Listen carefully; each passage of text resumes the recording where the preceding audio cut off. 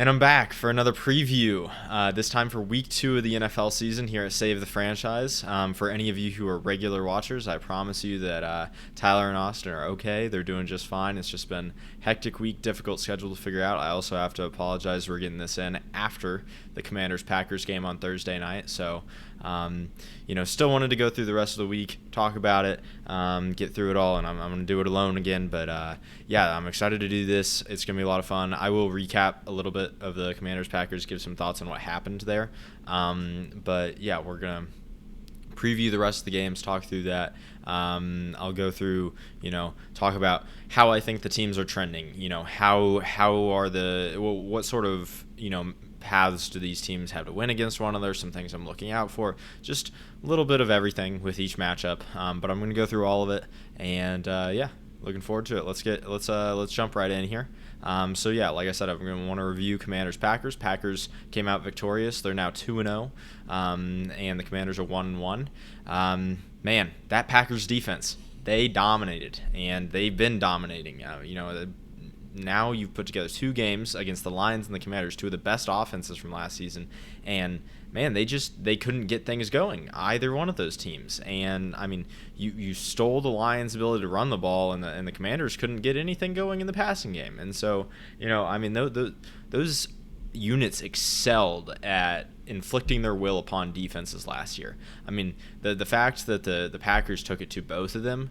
This defense is legit, and I think we could have seen this coming. I think we did see this coming, in that, they played well last year. The Packers defense was not bad last year. It just wasn't great. You add Micah Parsons into the mix. He's a top 5 defensive player in the NFL. Some people are going to argue he's the best, and it makes that sort of an impact. And I think where I've really seen the cascading effect is the pass rushers outside of Parsons, right? So they are now one roll down on the peg, right? Rashawn Gary he's not the ace rusher now. He's the second guy, right? Lucas Van Ness can be another rotational player. And the fact that Micah Parsons can rush from the inside so often is really big, because you can still rush both those guys off the edge in your passing down situations, but you still get to keep Micah Parsons on the field. And so it's worked out so well. The Packers clearly had a vision for this and an understanding of what they could do with Parsons,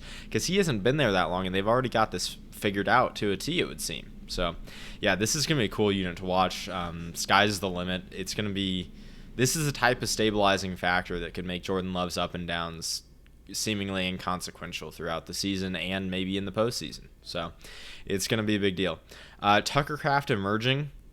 This is another thing I want to talk about. It's not what the NFL wants to see, because I think the argument you could have made with Packers prior to, if we take this as like Tucker Kraft legitimately emerging, and this is going to, he's not going to have this crazy stat line every week, right?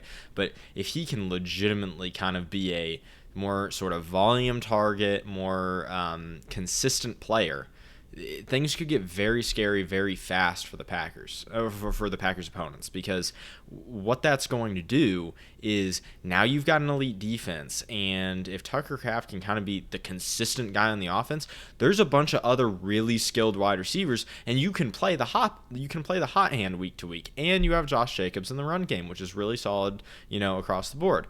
And so it just gets really scary, really hard to defend if one of these Packers pass-catching options can be like a legitimate, consistent threat, and I kind of think that's what Tucker Kraft might be becoming. I know a lot of that yardage was the big play. You're going to say, hey, that's not really a representation of Kraft playing like that. But if you watched his run after the catch ability and all that, and what it looks like this year, I think you can easily make the argument that, with LaFleur's scheme, he's going to have no issue being a, 6-7 reception a game sort of guy, and not just catching those balls, but generating good yards after the catch with them.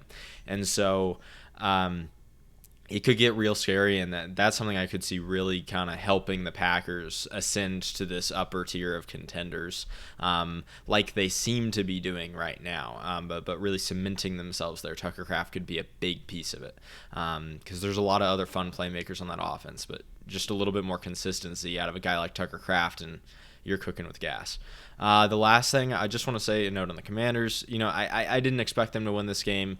I wanted them to be a little bit more competitive for sure. And I think what that comes down to is they need to be better at generating first downs. If they want to compete in games like this against really good opponents, they need to be better at converting first downs. And I understand why they're not great at it, right? Like, you don't have a ton of options in the passing game, right? Debo's not going to last. Okay, the Debo discourse, I know he had a good week 1. The Debo's not going to be a continuous, and especially against good teams. Good teams don't lose to players like Debo. The Debo doesn't dominate good teams like that. And so when I look at it, it makes sense why they're not one of the best first down conversion teams, but maybe more of an explosive team. And they create they have a higher, they can make up for it in terms of drive efficiency by having explosives and making certain drives much easier, where a lot of teams like to operate on, we just want to be consistent down to down, and overall that's going to lead to over the course of the game enough drives will go into the back of the end zone, right? That's just not how the Commanders have really been built. You'd think the O-line would help them kind of get there. If the run game can kind of get going a little bit more, I could see it. Eckler getting hurts a dent in that hurts. I mean, Ja'Cory Cross-Marriott looks good, but you're going to ask him to carry all the load there. And so I think that also hurts their third downs, by the way, Eckler getting hurt, because even after he got hurt, Ja'Cory Cross-Marriott's not playing third downs. You've just got... you're truly starting to dig into, players that you probably don't want on the field on third down, for a back out of the, for a running back there. So, yeah, that could be a problem for them. Anyways, I think the game went how I expected. Just the Packers were a little bit more dominant than maybe I would have anticipated. And so, yeah, they're trending upward in the right direction. Commanders, I don't think this is a big deal. You can definitely keep going out there and beating a lot of teams with the way you're playing right now. It's just I think there's a few improvements that could kind of catapult them upward, and I'm not sure that they can get those figured out, but maybe they can. So. All right, let's move on to the Giants-Cowboys. So just a quick note, the Cowboys have extra rest. They played on Thursday night last week, right? So they've got an extra 3 or so days they've had an extra 3 or so days to kind of prep this out, get the bodies ready to go again and all that. So it's a little bit of a benefit there. They're matching up with the Giants. Like I said, both teams are 0-1. And I'm picking the Cowboys to win this game. I think they're the better team right now. I think they've definitely got the better quarterback, and I think just that a definitively better offense, right? I think their offensive line's better. I think their weapons are better, and like I've already said, the quarterback's better. So I have a really hard time ever picking a team if like across the board one side's offense is better. But I think what's going to be key in this game is, can the Cowboys kind of find the consistency on offense? They showed a lot of flashes, but let's get into some of the details with the Giants first. So with the Giants, I am buying this pass rush potential. Like we were looking at this early we were looking at this right after Abdul Carter got drafted. Everybody in the NFL was looking at this and being like, this D-line could be scary. And it is. It's very scary. And I think it could continue trending that way and potentially ascend into a game-wrecking unit. It's definitely going to be something to watch. If they're going to win the game, I think the pass rush needs to do a lot of work. And I think it's possible, but it's... Dak is a veteran operator. He has a good idea of where to get the ball out and when to get the ball out, and I think you just really need to take it to what I think is a reasonably good Cowboys offensive line if you're going to, stand a shot of really kind of controlling and dictating the game. And then on the offensive side of the ball for the Giants, someone other than Malik Nabers needs to make a play. Like he cannot be your only playmaker. And does Russ need to do a little bit better job even of getting it to Nabers as well? Yeah, but like it won't even matter though. Even if Nabers goes nuclear in a game like this and has 140 yards and a touchdown or two, it's not going to matter if no one else on the offense can show up and get some yards after catch or find holes in the zone. Like just someone has to play, alongside neighbors and really show that they can do things. And yeah, it's kind of worrying that they couldn't show that against the Commanders, and because I don't really think the Commanders' defense is that, like, their coverage players aren't that good. The linebackers are kind of old and slow, and so I'm sorry, that's unfair to Luvu. Luvu can fly around, but I just think I just think someone needs to emerge, and we should have already seen that week one. Maybe it was just bad vibes week one. A lot of things very up and down for week one, but yeah, someone else needs to make a play. Like I said, for the Cowboys, I'm buying their offensive potential. I think this is legit. Like, they showed a lot of flashes in the Eagles game, and so I think they're trending upwards based off of preseason expectations. They just need to find the consistency, the down-to-down consistency, and they really need to dig deep and, run the ball better, find a way to run the ball better. If Clayton Adams can kind of figure that out via scheme, and give them good first down success there. The Eagles aren't an easy team to run against. This could easily be the case we see in this game, that they kind of figure that out, and then from there we kind of see the Cowboys offense start to really get rolling and really take it to some teams. So that's what I'm looking for them. And then I just think they should control the game. I think if they're as good as they think they are, they should be able, and the Giants, aren't no one unexpectedly explodes, then yeah, we really need, like, if you're believing in the Cowboys, they really need to control and dictate this entire game. It should never look out of hand. It should never be in question. If it is, the Cowboys probably aren't as good as they're probably not good enough to have a shot at the playoffs, because the Giants they have that many holes. So moving on to Seahawks-Steelers. The Seahawks are 0-1, lost a nail-biter there to the 49ers. And then the Steelers are 1-0 in a big duel with the Jets. That was fascinating to watch. I'm picking the Seahawks in this game. I think the Jets have a lot to learn with Aaron Glenn's scheme. I'll talk about them later. But I don't think Rodgers throwing for 4 touchdowns is like a real sort of trend to see. I think that's more of a week one aberration. And so, I think this very, very good Seahawks defense is going to have a pretty good shot at kind of locking down and containing anything that Arthur Smith, Aaron Rodgers, and the Steelers offense wants to do. The Steelers offensive line has been a lot better than it was a couple of years ago, and that helps a ton against games against teams like with the Seahawks, like they don't have an ace pass rusher necessarily, but I think the coverage is going to be too good for the Seahawks for the Steelers to really run what they want to do on offense. So talk about the Seahawks a little bit more. I'm selling them a little bit in terms of preseason expectations. Everything about that offense needs to be better. And offense is more, it just truly in the NFL right now, the offense is more important than the defense. It's a more critical side of the ball. The defense matters a ton. It can really help you control games, especially in the regular season. But man, the offense has to be better in every aspect. And, I don't hate the idea of Charbonnet out-snapping or at least out-carrying and out-touching Kenneth Walker, but I think if you're going to do that, like, let's see some more bursts. Let's see some more explosives out of that. That seems to be the benefit out of swapping Charbonnet in.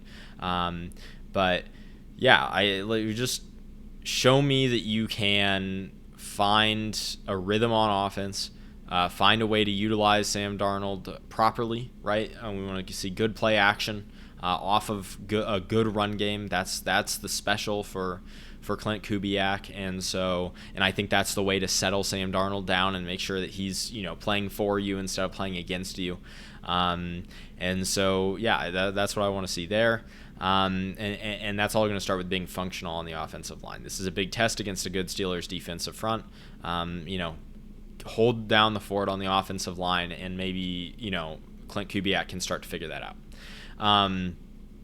Then on the defensive side of the ball for the Seahawks, I think if they kind of just shut down DK and kind of make the other guys try to beat him. I know Calvin Austin had a good week last week, but I think the Seahawks are going to be able to shut down DK without really sliding too much his way. And they obviously, they have a lot of experience with him. They've seen him in practice for the past, that coaching staff has seen him in practice for the last year.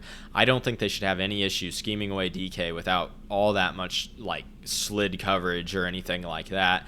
And the result will be that, you've got Calvin Austin and guys trying, Darnell Washington and Calvin Austin and Pat Freiermuth trying to like really win against good Seahawks defenders, and I just don't think that's going to occur fast enough. But if it does, that's how the Seahawks lose this game, in my opinion. So, that's what the Seahawks need to prioritize. If that goes well, they should probably be able to handle the game. So, for the Steelers, can the defense please play like it's the second most expensive unit in football? I mean, what are we doing here? The Seahawks are spending something like $178 million this year on their defense. The Steelers are spending something like $178 million on their defense this year. Like, it has to be better than that. You're letting the Jets, Justin Fields and Garrett Wilson and a couple reasonable running backs, take it to you? Really? I mean, what are we doing here? Unless if the new offensive coordinator for the Jets was the real mastermind behind everything the Lions was doing, I don't think that's a reasonable proposition. I think it's pretty sad how this Steelers defense can't be dominant with the amount of talent and money that's been spent on that side of the football. It needs to be better. It should be capable of locking down the Seahawks offense, and I don't think it will because of what we've seen it, because of how we've seen it play in the past. I think they need to be less static, they need to be more aggressive, and they need to take advantage of the fact that they just have players who rush better than the opposing team's offensive line can deal with, and they're not taking advantage of that fact. I don't think they play coverage like it. They're just playing basic vanilla cover 3 zones and drops, and so I don't understand what they're doing on that side of the football, and it needs to change, or they're going to keep losing. They're going to start losing games, against moderate teams like the Seahawks. They could have lost that game to the Jets, which is crazy to say. And then on the offensive side of the football, I don't think this is possible. I think that passing game against the Jets was a blip, but if you're the Steelers, do everything in your power this week to keep it rolling. Keep being creative. Find ways to get Calvin Austin open in space. Find ways to, use crossers and things to really, really get your players running away. Utilize some of the athleticism of some of these players like Darnell Washington, and maybe we can keep this rolling. I don't see it. I think there's too many limitations with their personnel and what they're capable of doing, and I don't think Rodgers is that good anymore. So if they can, that's a big way to, take it, potentially take this game from the Seahawks, but I don't think they will. So, all right, let's talk Rams-Titans. The Rams are 1-0. They beat the Houston Texans in a very defensive football game, and then the Titans are 0-1. I think Cam Ward put up a really valiant effort against the Denver Broncos, but they were just outclassed. I also really respected what the defense for the Titans did in that game, and I'll talk about that a little bit later. I think the Rams win this game. I think they're just a much more talented football team, that they've got a better quarterback right now, and they made it work against the Texans, which are a better team than the Titans by far, I think. So,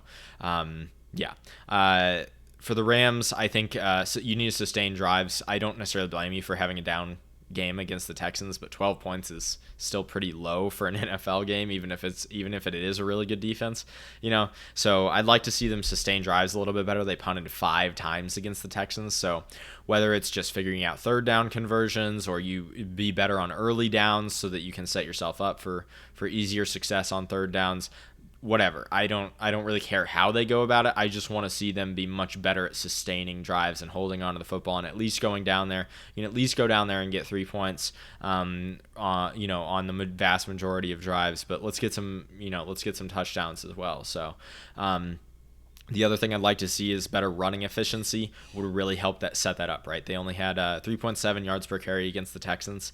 That should be better. Sean McVay is too talented of a schemer for it to stay like that. I think that's just a byproduct of facing a really good Texans front with guys who can not only rush the passer but really set the edge. And the Texans have a lot of very aggressive defenders that fly downhill to ball carriers very well. And so, like I said, I get it. I get how the Rams played that way against the Texans. Just come out and show me against the Titans that you can very much keep rolling. I'm also still keeping an eye on Stafford's back and how many times he gets hit. It was bound to happen plenty with the Texans, but I'm glad that hasn't reached catastrophic level or anything like that. Hopefully that's manageable over the course of the season. So yeah. For the Titans, even though I don't expect them to win this game, and I think it's a very tall task to do, I think receivers really need to help Cam out. If for them to really get things rolling on offense, I thought Cam had a number of really good possessions last week that the receivers just kind of derailed. I think they need to get open more consistently, but really just please catch the ball too. I think Alec Ayumanor, as he kind of adjusts the league, that could be really, really helpful. But Calvin Ridley, the number one, is really who I'm looking at. It's just be a more consistent guy. I understand going against Surtain and the Broncos defense, that was a tough task last week, but you should have a good opportunity to do that against the Rams this week. So the other thing with the Titans, like I said, that defense played pretty dang well last week. I mean, I like the scheme. I like what they were doing. A way to make Bo Nix look terrible. I mean, Sean Payton's done everything he can in that offense to kind of put up guardrails and make things easy on Bo Nix. And Bo Nix, against the Titans did not look good. He was making bad decisions. They were getting him in the looks they wanted. And so that was really impressive. Really tall order if you can stymie, Stafford. But if you could, that would be massive. I mean, I think that would give you a legitimate shot at the game. If you get him to play that poorly, you could have a shot at it if the offense can really do their job. If you could just contain Stafford a little bit and force him to question things, maybe make a bad throw or two that results in a pick. So, yeah. Bills Jets. So the Bills are 1-0. The Jets lost that game against the Steelers. The Bills crazy win against the Ravens. That was just, wow, what a wild game to watch. One of the better ones we've had in quite a while. The keys to this game are pretty simple. I mean, I'm picking the Bills to win, obviously. There's not many teams that they should even be questioned against. So, yeah, my keys for them, what we should be seeing. Obviously, they should just dominate this game. Keep it clean. It should never be in question. Control the game from the get-go. Those are the keys. Obviously, if you're the team we think you are, that's how you play the Jets. The Jets just aren't good enough. They don't have a good enough quarterback to really challenge a team with the amount of talent and experience the Bills have. So, yeah. The thing to kind of watch out for and kind of keep gathering more data on that could be informative for the Bills is this secondary played terribly against the Ravens. And Zay Flowers, good player. But everybody else, I mean, you've got washed up DeAndre Hopkins, you've got Rashad Bateman. We barely saw Mark Andrews, but he was out there, but he's not very good anymore. And then Isaiah Likely was out during that game, and they got thrashed in the secondary. I mean, the Bills couldn't cover anybody, and so they need to hit reset and they need to figure that out. And if they want to be a top tier contender and have a much better shot at, going and winning the Super Bowl, they need to figure that out. And so don't let Garrett Wilson and Justin Fields take it to you alone. If they take it to you alone, I think it's pretty close to the time where we start to hit the panic button and be like, hey, this isn't just a really good quarterback on the other side taking it to you in one game in week one. Now it's that plus Justin Fields and one passing option took it to you. I mean, that can't be. It's not a good track to be on. They need to. Sean McDermott needs to do a little bit of work, find a way to hide some of these cornerbacks and all that. So if they're gonna figure this out, that's what needs to happen. Contain Garrett Wilson and Justin Fields, make them struggle to throw the ball. And I think I start to feel much better about, the Bills figuring this out down the line. So as for the Jets, if you want a shot at winning this game, it's tearing apart the Bills' third corner, right? So I know I just talked about this, right? But if the Jets want to have a shot at winning this game, it will be through really getting after that Bills secondary, and the best spot to do that is the Bills' third corner. If they can really get after him, motion Garrett Wilson there, do anything and everything you can to kind of, get those good matchups with that third corner, and maybe you have a shot at, winning this game, but I still wouldn't bet on it. And then let's show signs of improvement, adapting to Glenn's man-to-man on the defensive side of the football, right? They were clearly trying to play heavy man-to-man with good communication the way Aaron Glenn loves to do, and they were clearly failing at it in the Steelers game. So that's something they need to work on. If they can do that, I believe in this Jets defense ability to get back to kind of being a edge of the top 10 sort of unit, and that could be, that could bode very well for future success down the line once Aaron Glenn has had, more opportunity to kind of shape this team, figure out what he wants to do on the team building, with the team building. Patriots Dolphins. I was pretty confident in the Patriots last week, and they didn't make it work against the Raiders, which was unfortunate to see. They get to go against the Dolphins this week, though. They're both teams are 0-1. The Dolphins absolutely collapsed last week. I mean, just a terrible showing. Wow. I'm picking the Patriots to win. The Dolphins clearly are not on the same. None of the players are on the same page. The offensive line is still an issue. Even having healthy defensive linemen to go after Daniel Jones, and you can notoriously get after him with pressure and make him question things and make him play worse. And you couldn't do that with all your pass rushers available, really. I mean, I think the secondary is just that bad for the Dolphins that they don't have corners who can cover anybody on the outside, and the slot's not much better. So, yeah, I look at this, and, having Minkah Fitzpatrick back at safety doesn't mean anything unless if you can cover, in the short areas of the field at least moderately competently. So, I'm picking the Patriots. First note I have for them is they just need to beat the cupcake. If they're going to be any sort of reasonable mid-level NFL team this year, and then they need to beat cupcakes like the Dolphins definitively, right? You need to control the game. You need to look good the entire way through, and so that's the first thing to look at them. And then the other thing I really want to see out of the Patriots is first downs. You need to get first downs. They punted the ball 6 times, and they were 4 of 14 on third down. That's just not acceptable. They have to sustain drives. They have to keep the ball moving down the field and at least get down there in field goal range and get points off drives. If they had done that in that Raiders game, they probably would have, been able to win. That's what I'm looking at for them. Dolphins side of the football, if you're a Dolphins fan listening to this, I'm sorry. I feel bad for you. This team's cooked. Mike McDaniels is going to be gone at the end of the season. Almost definitely. I guess the only thing I have for them is look competent. Hopefully, maybe can they find their way back there? It's probably too much to ask, but that's what you're hoping for, that they can actually just get back to playing reasonable football even if they lose. So yeah. All right, we're gonna look at Jaguars Bengals now. So Jaguars and Bengals are both 1-0. Jaguars took it to the Panthers pretty good. Kind of controlled that game from the start. Very solid performance.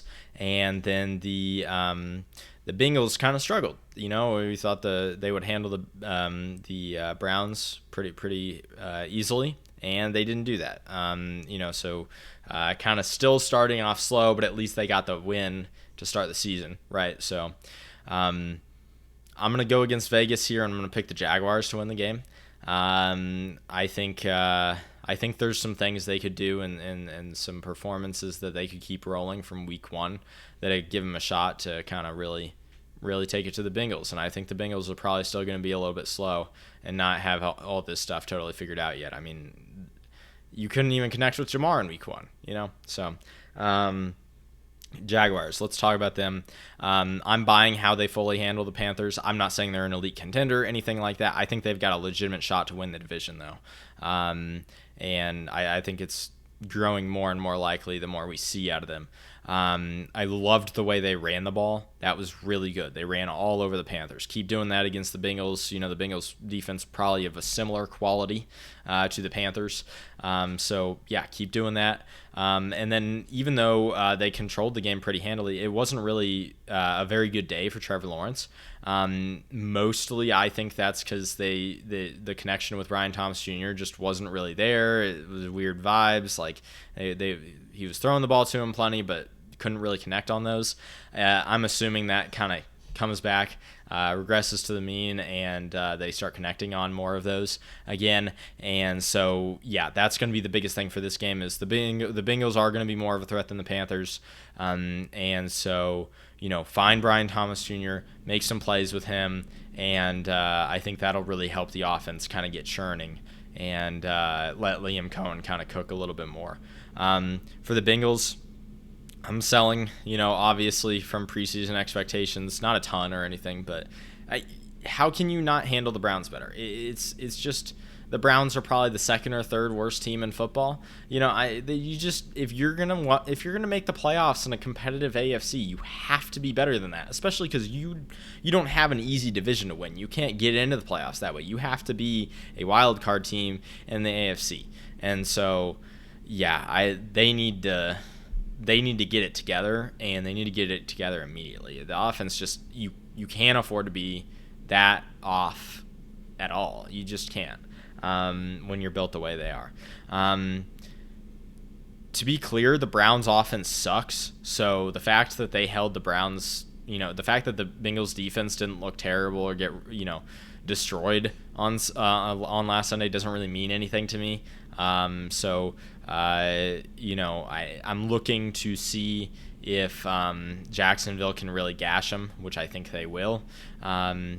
I think the pathway to victory and keeping this, and allowing the Bengals to kind of control this game out and win, despite, I think the Jags will win, but if it goes the other way and the Bengals are winning, I think the path to kind of controlling the game that way is the Bengals stopping Jacksonville on the ground. I think if you stop that run game, Liam Cohen can't exactly do what he wants to do in the screen game as well. He can't really do the play action boots that he loves to do, and you can kind of ruin the early down efficiency and force Trevor into more 3rd and 10 dropbacks. And if you get a bad game out of him, which happens quite a bit when you ask Trevor to throw that much, you could have a pretty reasonable path to controlling the game. Now, do I think the Bengals have a good shot at doing that on defense? Probably not, but that would be the pathway to kind of impress me and show me that they can do something. So, moving on to 49ers Saints. 49ers get the easiest matchup in the NFL, in my opinion. I'm picking them to win. I'm buying with how the 49ers played last week. Even down Kittle and Jennings halfway through that game, that's clearly who they were planning to funnel most of the offense through. They were both down, in that first half, I believe, and they still won. It was tight, but they pulled it out against a pretty good, well-coached Seahawks team, and so that impressed me. I'm not saying there's high-level contenders or anything right now because of that performance, but I liked the look of that. I think they're trending in the right direction. The run defense looked good. Keep that rolling. That'll be really good. And then just beat the Saints handily, right? Like I've been saying with some of these other teams, like this is a team you should control the game, and there should never be a doubt, right? The Cardinals left a doubt. You should not. You should be better than that. With the Saints, they were better than I anticipated. I guess some of those additions were helpful, but still begs the question, like, why? What are you trying to accomplish? 5 sacks against the Cardinals was nice. That was a good look for the defensive front. Beyond that, I don't know that I'm really looking at that much in particular with the Saints. I just don't think they have the quality of players to take it to the Niners and deal with the Niners pieces like Christian McCaffrey and Nick Bosa.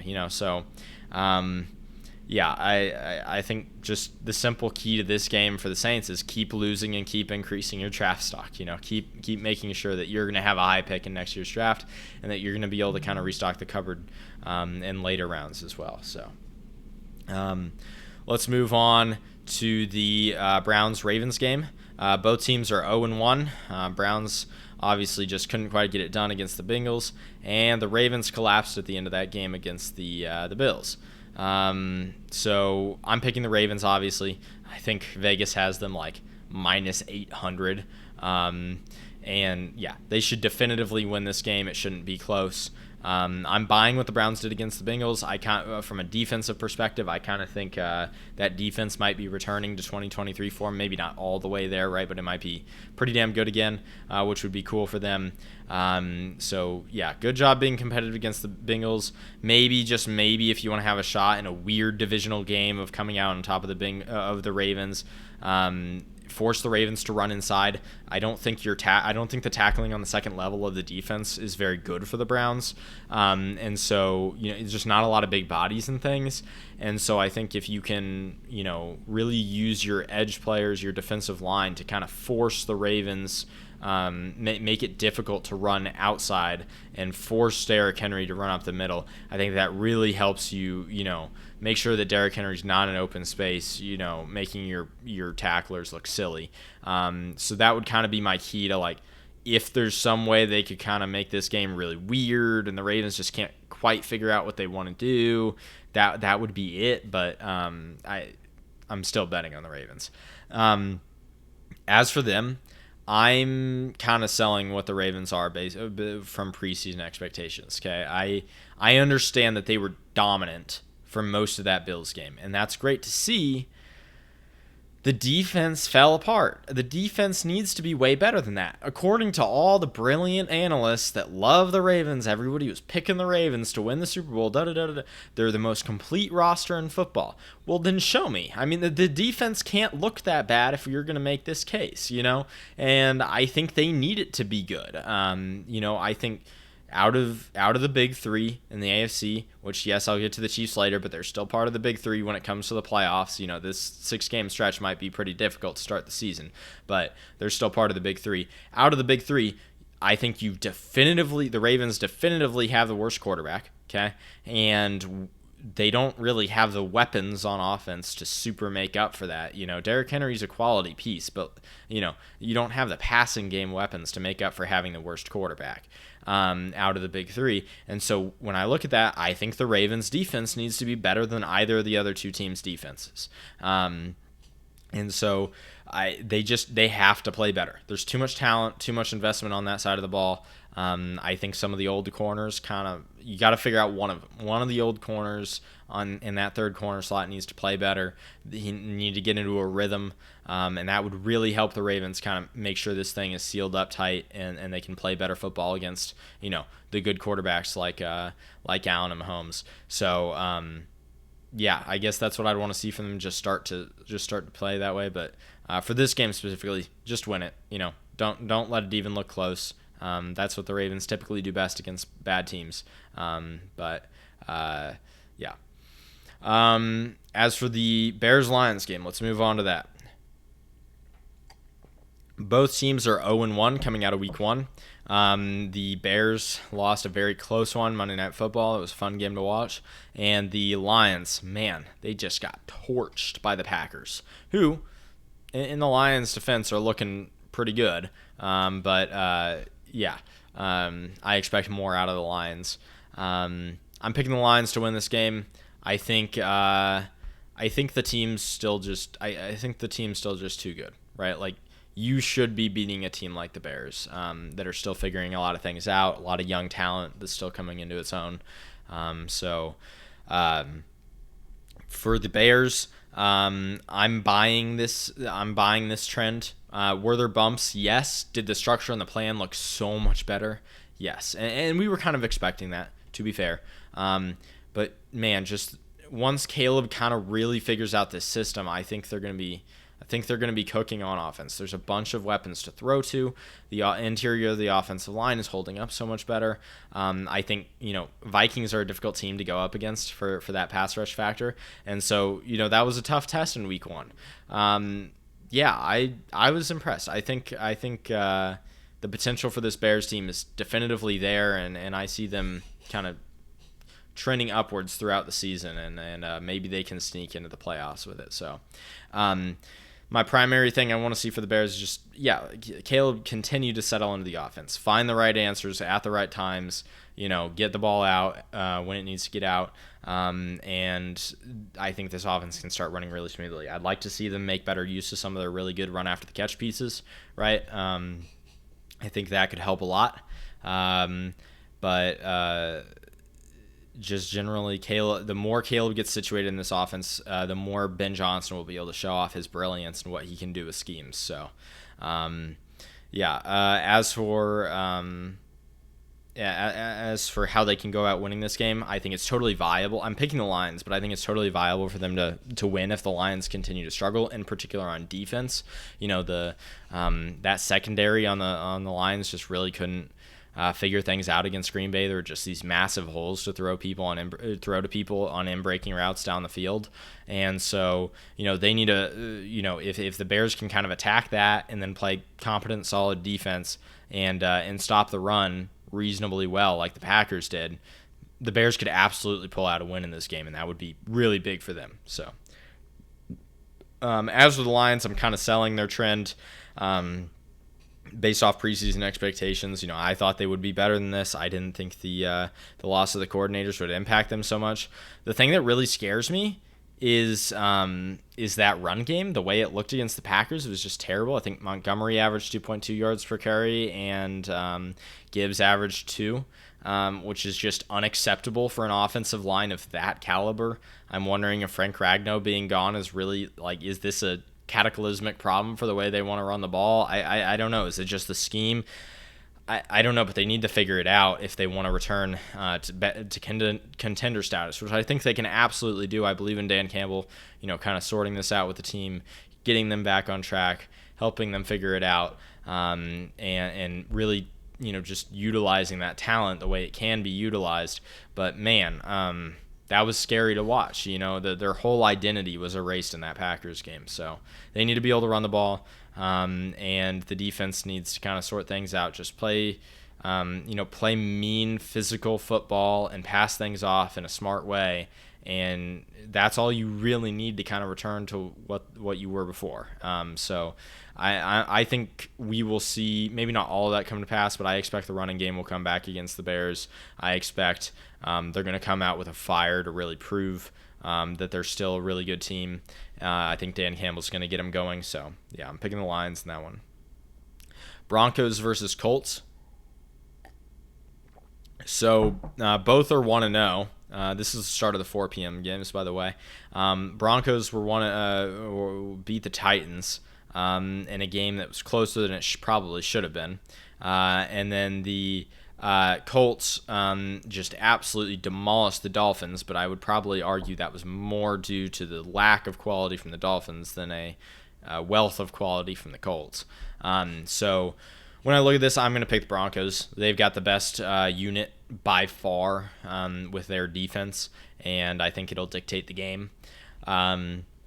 So I see them going to 2-0. The Broncos' overall trend, though, if they want to talk about success in the playoffs, I am selling that right now. I mean, Knicks looked bad, against a not that talented Titans defense. I think they've been pretty well coached, and I like the scheme. But man, you can't do that. You know, if you want to be a serious playoff team and potentially get a playoff win this year against AFC teams, man.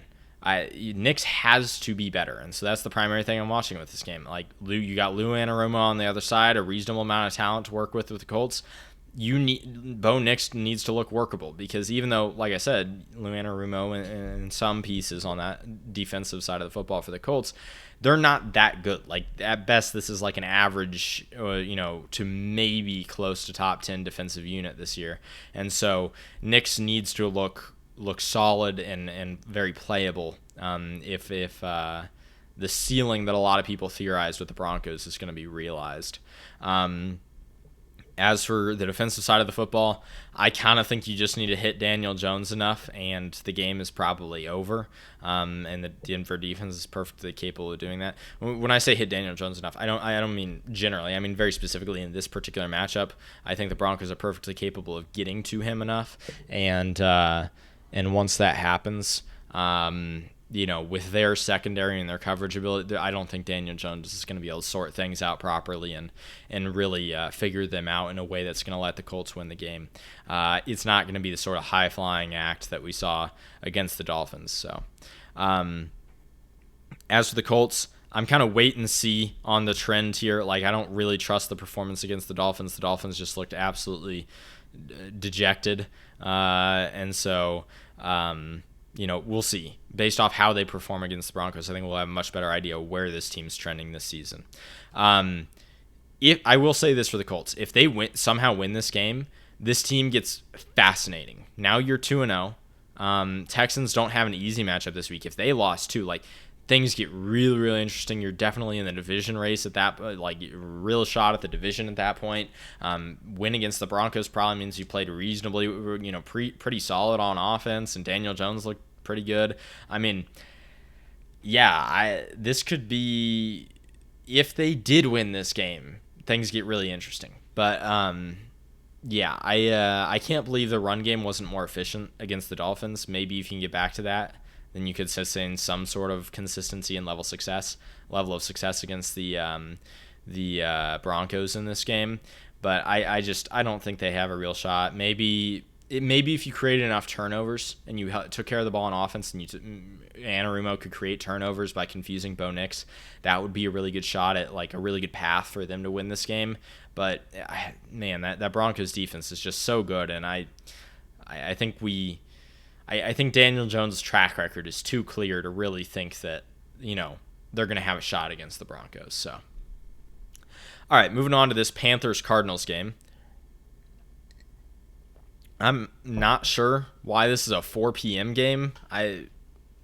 Usually the TV people are pretty good about this sort of thing, but I don't know who's turning on turning on for 4 o'clock at national slate of games and going and picking the Cardinals versus the Panthers. Wow. The Panthers are 0-1. The Cardinals are 1-0. 1-0 because they played the Saints. I'm picking the Cardinals in this game, though. I think they're a better team. I'm not a big fan of the Panthers. I'm a Bryce Young hater, just to be honest. I think I view him definitively below how most of NFL media does. Specifically for each team, the Panthers, I'm selling them based off preseason expectations. I don't think they're as good as we thought they were going to be. I like Jacksonville, but no competent team should be getting steamrolled by Jacksonville, right? Unless if Jacksonville's way better than we thought, and maybe they go out and dominate, maybe they go out and really, really show off against the Bengals, and that makes the Panthers, game more understandable how that happened. But man, Jacksonville really, you shouldn't be getting it taken to you by Jacksonville if you're a good team. If you let the Cardinals run as efficiently as the Jags did, the game is done. Period. You can't survive games when you let the other team run and control the ball that easily. So that's what I'm looking for. If they can improve in run defense a little bit, I think that helps you a lot against the Cardinals.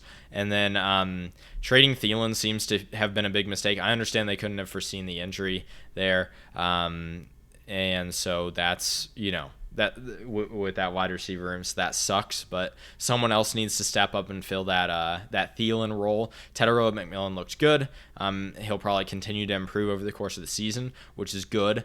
But someone else needs to step up and be a secondary playmaker, whether it's Jatavian Sanders, Xavier Legette, whoever it is. Just provide another good option. And to really help make this thing go. I think they can run the ball a little bit better as well. And so, show that off in this game, and I think we can start to pull back a little bit and be like, okay, Panthers have these paths to doing this well this year. There's some avenues for the team to really develop, but As for the Cardinals, I'm selling them a little bit. I think they should have handled the Saints better. I think the Saints are so terrible and have such, terrible quarterback play that you should really be, handling them more efficiently. And it shouldn't be that close. I know it wasn't that close, but like it shouldn't be close at all. And so what I kind of really want to look for them is like, can the reshaped defensive front do more, please? The Saints O-line only let up 1 sack, and it's not a particularly good unit. I think, with the investment that the Cardinals have put into that defensive line, I want to see them get after the quarterback. Go hit him. Go get after him. And, and not only is the Saints' offensive line not really that good, I mean, Spencer Rattler is not a very mobile quarterback. You should be able to get after him and get him and contain him and get those sacks. Get after Bryce Young, show that off, and I feel a lot better about the trend for the Cardinals defense over the course of the season. The other thing I want to see them do that I think really kind of helps kind of just secure this game against the Panthers is shade coverage to Tet and make the others beat you. This is kind of, I already talked about how like the other players on the Panthers need to step up. The key for the Cardinals, I think, is don't just let it be that way. Just like actively force them, to do that. And if you need to adjust at halftime, fine, but at least come out there in the first half and force them to show you that like anybody else on that team can be a significant passing weapon. So, yeah. All right, let's talk Eagles-Chiefs. Y'all are probably wondering, if you know me at all, if I'm going to be an ultra homer here and pick the Chiefs. I'm not going to do that. I'm going to pick the Eagles. I think they're going to move to 2-0, and the Chiefs are going to move to 0-2. Another 4 p.m. game here. The Eagles are just better right now from a talent perspective. Rashee Rice and Xavier Worthy both probably being out in this game is a big deal. I mean, Hollywood Brown is your number 1 wide receiver for the Chiefs, and the Eagles are just too good to let those sorts of weapons really manage against them. And so, yeah, I think the Eagles should definitely win this game. If the Chiefs win this game, it's a coup for the Chiefs, and I think it means they really turn things around from week 1, and we can really look forward to what they're going to do once they have Worthy and Rice back, because, yeah, that would be pretty wild. For the Eagles, I'm kind of in wait-and-see mode on their trend. It was weird, right? That game against the Cowboys was very weird. It was just, they were kind of off. Things weren't clicking super well. I mean, you had Jalen Carter ripped away right at the beginning of the game. It was his fault. But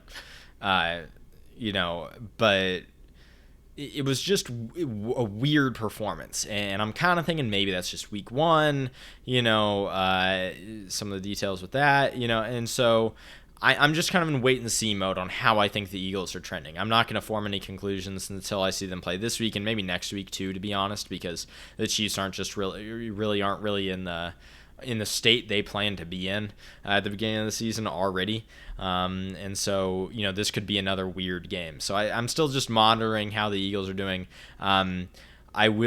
I will start selling, though, if they continue this stupid offensive plan that they have. I mean, why are we turning Jalen Hurts into a Brock Purdy-esque, throw it 5 yards or less every single play sort of quarterback? I don't understand. One of the best things about Jalen Hurts is his deep ball. It's very accurate, well-thrown ball. It's very easy.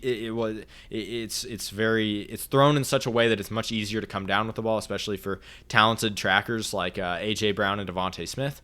And so, yeah, why is this the offensive plan? Why is the one downfield pass in the game against the Cowboys to Jahan Dotson?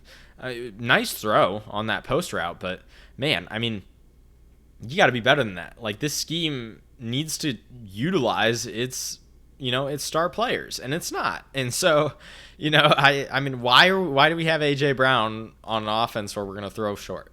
I just don't get it. Anyways, throw the damn ball and take advantage of a Chiefs back seven that can't communicate right now. There's a lot of good breakdowns out there on what the problems might have been with the Chiefs defense. I think there were a variety of factors potentially impacting it, but there's no doubt that they weren't passing off routes and concepts properly, and that the slot defender, when Trent McDuffie wasn't in the slot defender was getting taken advantage of, having to parse routes and concepts. And so, if they can't communicate, hit them on the deep ball. Like, your guys are talented enough, you can get one-on-ones that shouldn't exist, and broken coverages, down the field. So throw the ball deep, get back to what this offense is good at. On the defensive side of the football, the Jalen Carter, Nolan Smith side needs to roll out the Super Bowl plan again, at least in the first quarter, and see if they can do it again. Because this is the same right side of the offensive line with high-played, talented players, and Trey Smith, Trey Smith, very talented. Jawan Taylor he's talented, but he's more of a slightly above average offensive tackle who gets lots of penalties, so you can downgrade him to slightly below average if you want, or whatever the hell however the hell you feel about that. But anyways, Jalen Carter and Nolan Smith on the left side of the defensive line, the right side of the offensive line in the Super Bowl just absolutely exploited the fact that Jawan Taylor deep vertical sets on every single rep, and Trey Smith likes to be more of a power-contained player. And so there's this big old gap where that really allows you to capitalize on stunts and games, and really just kind of take advantage schematically of how they line up and work together. And so with really talented players, and the other nice thing about that is Nolan Smith's very fast. If you can run some sort of stunt and get him just running at Patrick Mahomes, he's a really good guy to do that with because of how fast he is. Like, he's gonna get to the quarterback very quickly. And so, they absolutely need to try that out. See if they can make that work again, and just because if they do, I mean, they're gonna wreck the game again, and then they're just gonna be like, handle that Chiefs offense. The other thing, just generally, is crush the pocket. Like, I don't want to, I want you to see. As an Eagles, if I was an Eagles fan, I would want to see them take advantage of the Chiefs' offensive line and some of those spots, but you don't create holes. Like, I think the coverage should be fine against these poor weapons that Mahomes is going to have to utilize. So don't go for quick wins. Don't leave a bunch of holes that Mahomes can escape through and start extending and utilizing Mahomes' magic. Crush the pocket. Don't let Mahomes kind of get out there and play backyard football. Just force him to stand there in the pocket until it collapses on him, or he has to, or he chucks the ball in a bad place. I think that's when we've seen Mahomes have his worst games. And so if you can force Mahomes to have a bad game for him, then that'll be really helpful as well. So for the Chiefs, I'm selling the defense. I think there's pieces that I really worry about whether or not they can actually get back to kind of the back into the top 10 sort of, defense that they were last year. I think the pass rush, the pass rush could not do anything. I think they need to start rotating in guys like the young guys like Gelati and Omar Narman-Lott, and just find someone who wants to be there. I don't. This is a little bit of a rant, but for the Chiefs, like, they've built this offensive line with really heavy set defensive players, right? They don't want their defensive players to get bullied in the run game, and they want to leave their defensive linemen out there all the time, right? And they want them to be able to set the edge. And so they've got these big 270 plus pound, defensive ends and big defensive tackles that, are built to, play with power. And I don't understand how I can watch them go up against the Chargers and rep after rep where they can't even crush the pocket. I understand how it would work if you built your defensive line for power and they really struggled to get quick wins, struggled to get around offensive linemen, swipe them away. But if you can't even crush the pocket with the power, what's the point of having it, right? And so they need to at least push the pocket. This is a very good Eagles offensive line. I do think a path to the Chiefs winning the game is if Chris Jones can really have a great performance and wreck up the middle, where the Eagles have had some issues, some injuries. It's not as good as the tackle. They're not as good as the tackles, although that's not saying a lot because the tackles are all pros. But, that could be a path for the Chiefs to take advantage there. But they just at least push the pocket, at least be successful on really high effort, push it in, make life more difficult on Jalen Hurts, right? Then for the offense, I'm kind of in wait and see mode. I think it's obviously you don't have Rashee Rice, and the final form of this team is going to have Rashee Rice. That's going to be massive. It looks like Xavier Worthy's going to return and play this year. There's a vague chance he plays in this game. I don't think that's happening, but he's going to be back he should be back to play this year. And so you'll have two much better options. And so I'm just in wait and see mode with the Chiefs offense. I think the offensive line looks quality last week against the Chargers, and the only real gripe I have with them is they couldn't run the ball at all. Like, it was just pathetic. But I'm still in wait and see mode on really what that trend is for that offense, because they could get back to a really explosive state if things fell right. So for this game specifically for the Chiefs, one of Tyquan Thornton, Juju Smith-Schuster, or Noah Gray is going to see volume. As long as Xavier Worthy's not playing, that's what it's going to look like. One of those receivers is going to see significant volume. And if it works, then the Chiefs offense might have a real shot at putting a handful of points up on the board against the Eagles and making this game competitive, right? If it doesn't work, that might be game, right? If you can't get anything out of those guys, then it's kind of Hollywood Brown, Travis Kelce, and I think we know pretty clearly that unless if we get some sort of vintage Travis Kelce game, that's not going to do it against the caliber of team that the Eagles are. So, the other moving on to the defense for the Chiefs, Fulton and Watson need to be good enough that McDuffie can live inside. I think that's a big thing to look for, not just for this game, but for the rest of the season. Christian Fulton and Jalen Watson need to be good enough that McDuffie can just play inside. And this is not a statement about Trent McDuffie being bad on the outside. He is better on the inside, so much as it's just a statement of like, these other Chiefs players, they're trying to play in the nickel, play inside. They can't do it. They don't communicate well. They don't play the run as well. There's missed tackles. It's not sustainable, and it's really, I think it really screwed with the Chiefs defense last week, and that's why you saw a lot of Chargers players just wide open down the field on like 3rd and 15. So last thing I'll say for the Chiefs is investing in an O-line this much and not being able to run the ball is a disgrace. I understand Andy Reid hates running the ball. All right, well, you're playing football. All right, let's run the ball. Find a way to do it, whatever scheme it needs to be. Don't just hit the inside zone button 10 million times a game and expect it to result in any sort of a competent run game. Like, let's figure this out. This is a schematic issue. Are the running backs that great? No. But you have invested too much in this offensive line, and they are too well rated. Like, every analyst loves Trey Smith. Every analyst loves Creed Humphrey. Every person who watches Kingsley Suamataia, they question the pass blocking. There's questions and issues there with quick wins and all that. But he is a solid, good people mover in the run game. How can we not run the football? There's no reason that the Chiefs should not be able to run the football, and they have to figure it out. They really do. Make things easier on the rest of the offense, open things up, and just give Mahomes more holes to throw to, force some loaded boxes here and there. It's patently ridiculous that the Chiefs perform this way in the run game. All right, moving on to the Falcons versus the Vikings. Falcons are 0-1. Vikings pulled out that game on Monday Night Football against the Bears. So one day less rest for the Vikings, but not a big deal there.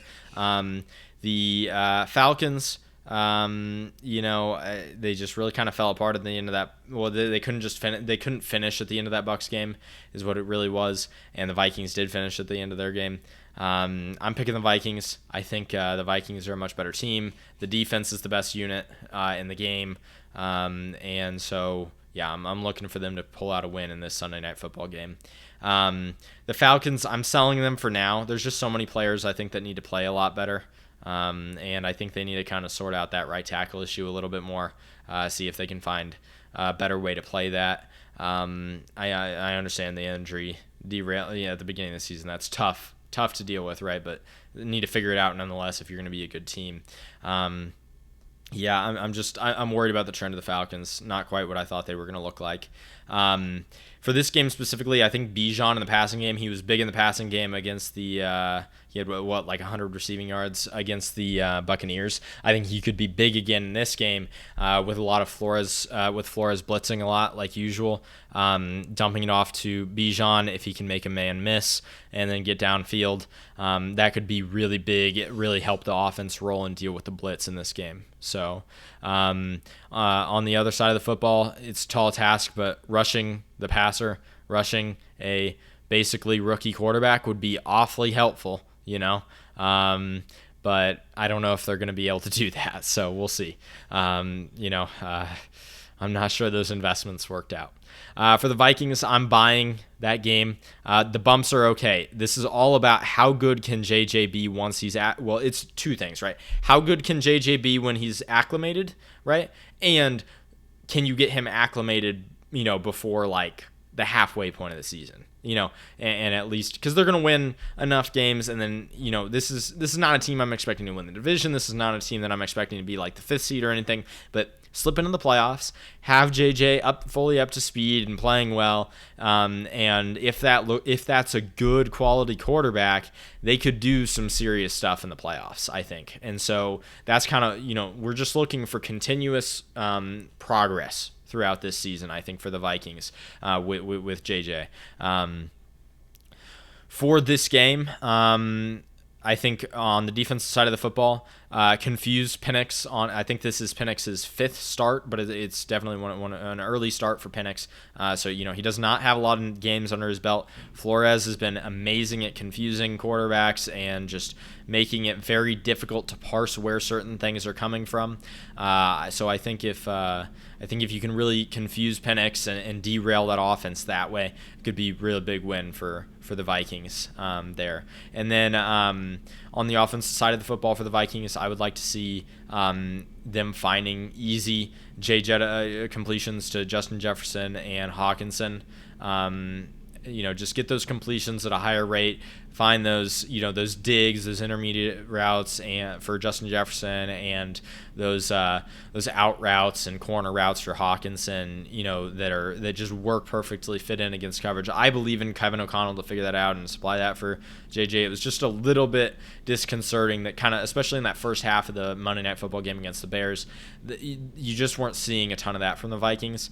And so, the Bears defense, quality unit. It could have been that they had a really good game there and they were really keen in on a lot of the easy buttons that Kevin O'Connell wanted to hit. But I'd like to see the Vikings get back on track with that. I think that would be great. It would show us the blueprint for kind of how they're going to use how they're going to minimize how much they need JJ McCarthy to perform in games. So. Yep. All right. Moving on to the first Monday Night Football game. So there's 2. It's a doubleheader this week. Got Buccaneers versus the Texans. The Buccaneers pulled out late win against the Falcons, but they almost lost that. And then the Texans are 0-1 from their game with the Rams. I think the Buccaneers are going to win this game. I went back and forth. I think this will be pretty close. I could see it going either way. Certainly would not be surprised if the Texans won the game. Not hating on them at all. It's just, man, the Texans offense couldn't get anything moving, and even though the Buccaneers offense didn't look as good as it did last season, I have a little bit more faith in this particular week that they're going to be operating well despite a really good Texans defense, which is the best unit on the out of the 4 here. But I'd rather go with the Buccaneers if I had to choose. So for the Buccaneers, I'm kind of selling them a little bit. I think Cohen gone clearly mattered. The Falcons just didn't play that well in that game, but like the offense wasn't that good against the Falcons, and so I think that really matters. And so yeah, I'm kind of fading them and what they have the potential to do this season long term. For this game specifically, I'm looking at Todd Bowles to go ahead and like get after this Texans offensive line. Like I think he should eat them alive and really take advantage of that poor unit in this game. That should be a key path to really kind of controlling and dictating the game on that side of the ball. And then on the offensive side of the football, no worse could ruin it for you against this really good Texans rush. Do not let it. Do whatever you have to do, chips, screens, anything you can do to slow down the pass rush and make them question it and help out worse replacement. You need to do that because they're going to come after it, and they're going to come after it hard. For the Texans, I'm selling them a little bit on the preseason expectations. The offense just couldn't do anything. This is what I feared. That offensive line, I think, is worse than last year. Maybe they can figure out the protection details better than last year over the course of the season, but wow, it's rough. It's bad. And so, yeah, I look at that, and it's not good for projecting long term. In this game, you're a defensive team. Do not turn the ball over. They had a fumble lost and an interception in the last game. They need to not turn the ball over if they want to win games playing like this on offense. So let the defense dictate the game, get a handful of points on offense, and you could pull out a win in this one. The question I have on defense is Stingley long enough to handle Mike Evans, right? So Mike Evans is an incredible, technician. He really experienced player, just very, very, very competent wide receiver. He knows what he's doing. He's very effective when he runs his routes and things, and he does a really good job of taking advantage of even top corners sometimes when they just don't have the length to compete with him. He's very tall, his arms are very long, and he does an excellent job of extending his hands out to the catch point. Okay, so Stingley is a very good cornerback. I love Derek Stingley. I think he's a top 3 cornerback in the NFL. But if he has a bad game against Mike Evans, well, the Bucs could kind of roll and keep things going well. And I think they actually made it in the bets of the week this week because of that. So, yeah. Let's see here. All right, Chargers versus Raiders. This is the other Monday Night Football game. Chargers are 1-0. Raiders are 1-0. Both of them won their matchups in week 1. I'm picking the Chargers to win this game. I think they've got the better quarterback. I think they just looked more well-rounded, less potential issues in their game. And so, yeah, I'm going to roll with them. I'm carefully buying the Chargers. I think some of the ways the Chiefs just didn't do an effective job of attacking Trey Pipkins and that offensive line, very questionable whether that offensive performance was legit. In addition to, the Chiefs had a lot of coverage busts. So I think there's a lot of things. I just want to see the Chargers keep doing it. I'm not saying it wasn't legitimate. I just want to see it again, right? And so I'm carefully buying how they played last week and what that looks like long term. For this game, this is test time for the O-line. Max Crosby and Michael Kuntz, rushing, both good players, and Crosby's perfectly suited to go line him up on Pickens and let him tee off and just create havoc. And I think that lets you do two things, too. I think it wrecks the run game a little bit because I think the Chargers aren't going to be able to run right when Crosby is lined up over Pipkins. I think Crosby will just maul him in the run game. There's no way Pipkins sets that edge. And even if it's a double team, I think Crosby could fight his way through that. And so it's going to be you're going to have a very good idea of which direction the Chargers want to run the ball when you line up Crosby over Pipkins. And It's obviously going to hurt the passing game when Crosby's getting after Herbert. So I think that matchup in particular has the chance to really wreck the Chargers game, and the Chargers need to kind of stand that test, deal with it, and find ways to chip and provide help to Pipkins and deal with Crosby if they want to win this game. So I think on the offensive side, on the offensive side of the football for them, Keenan Allen sitting in zones could be really big. I think they're going to have to throw a decent amount with the Raiders pass rush coming after them. And so if Keenan Allen can kind of just continue to do a good job of sitting in zone holes and being a good quick outlet for Justin Herbert, I think he could be a big factor in this game. So as for the Raiders, I'm buying that performance, but I'm not. I'm quizzical about how exactly that went down. That was a weird game. I didn't really understand, how the Patriots were allowing some of the stuff they allowed. Geno, big boost getting that change of quarterbacks for the Raiders, but yeah, it was just a weird game. And so yeah, I'm buying it. I think they're going to be better than the 5-6 win team. That we were kind of thinking they were. Well, I could still see that actually. I don't know. I think the Raiders are better than I thought they were going to be. Clearly, I picked the Patriots to win last week, but yeah. For this game, is Bowers playing? I mean, that's a big deal. If Bowers isn't playing, this swings very far in the favor of the Chargers, I think. But it sounds like he's going to play this week. He should be a really good matchup. I don't think they're going to roll I don't think they want to roll Derwin James to constantly cover Brock Bowers, and I think Brock Bowers wins that matchup anyways, even if they do. So yeah, how are the Chargers going to go about defending that is going to be a big role, a big piece of how this game goes, and is going to really impact the outcome. So I think Bowers is really key to watch. It just because it's not only is he their best player on offense, but he is very much how I would want to go about attacking the Chargers, right? From a schematics point of view.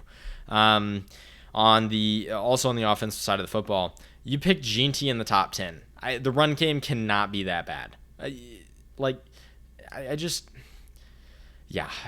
think it is a condemnable mistake when you draft a running back that high and you can't make the run game look good. It is just they have to figure it out. And I think in particular they have to figure it out if this team wants any hope of sniffing the playoffs.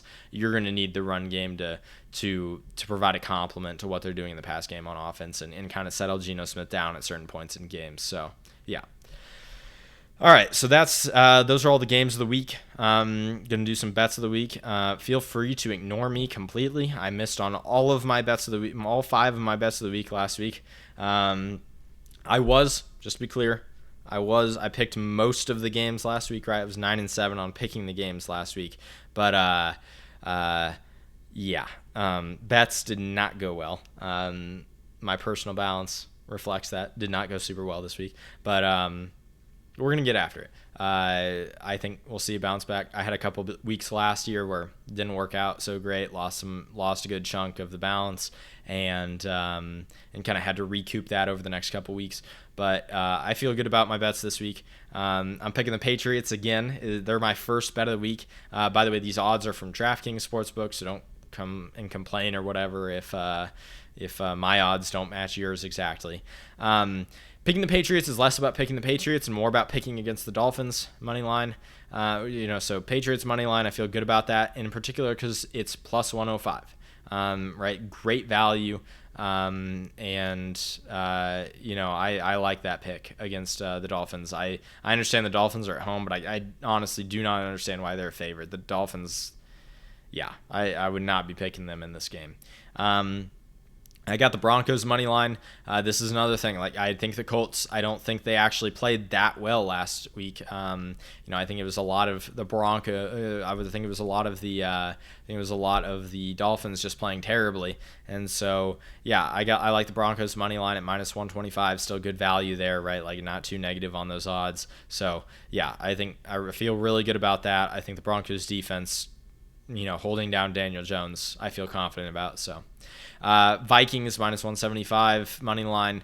Again, this is a play where I think the Vikings defense is going to handle a pretty young, inexperienced quarterback very well. And then I believe in the inability of the Falcons defense to contain all the talent the Vikings have on offense.